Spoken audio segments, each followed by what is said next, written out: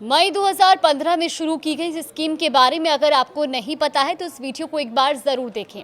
21 जनवरी को हुई केंद्रीय कैबिनेट की बैठक में इस योजना को वित्त वर्ष 2030-31 तक के लिए बढ़ा दिया गया है, जिसके तहत 60 साल का होने पर अब हर महीने 1000 से लेकर 5000 रुपए तक की पेंशन मिलती है।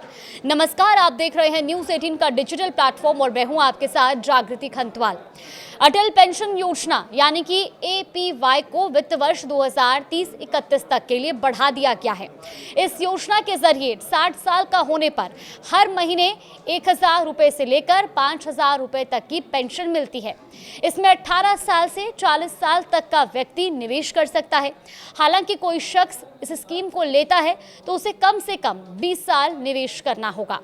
आपकी पेंशन के हिसाब से ही आपका निवेश का अमाउंट भी तय होगा।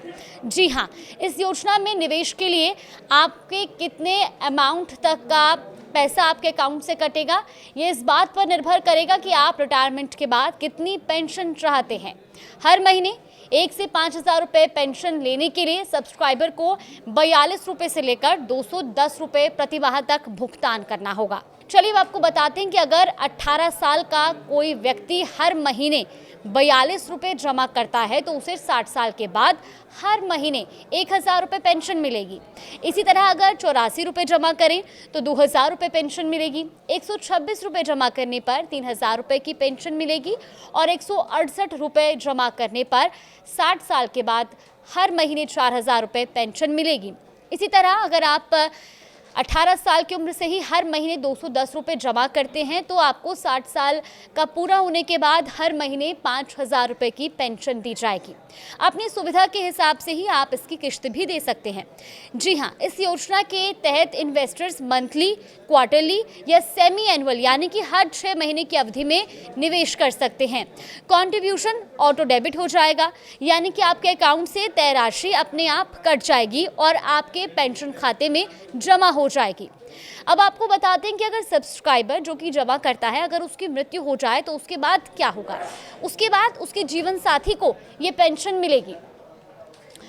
आपको बता दें कि जो पेंशन के लिए भुगतान जमाकर्ता की ओर से किया जाएगा वही उसकी मृत्यु के बाद उसके स्पाउस यानी कि उसके जीवन साथी को दिया जाएगा।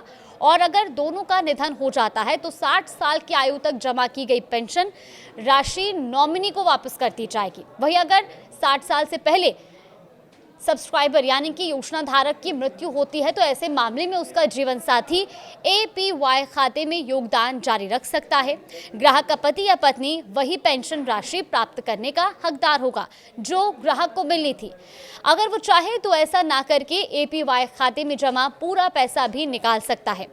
हालांकि आपको बता दें कि टैक्स पेयर को इस योजना का लाभ नहीं मिलेगा। अटल पेंशन योजना टैक्स पेयर्स के लिए नहीं है, यानी कि अगर आप इनकम टैक्स चुकाते हैं तो इस योजना में अकाउंट नहीं खोल सकेंगे।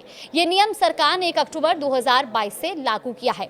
तो अगर आप भी इस योजना में इन्वेस्ट करना चाहते हैं और आपकी आयु भी 40 साल से कम है तो ये बिल्कुल सही समय है, लेकिन इससे पहले इसके सारे नियम और कानून एक बार जरूर जान लें।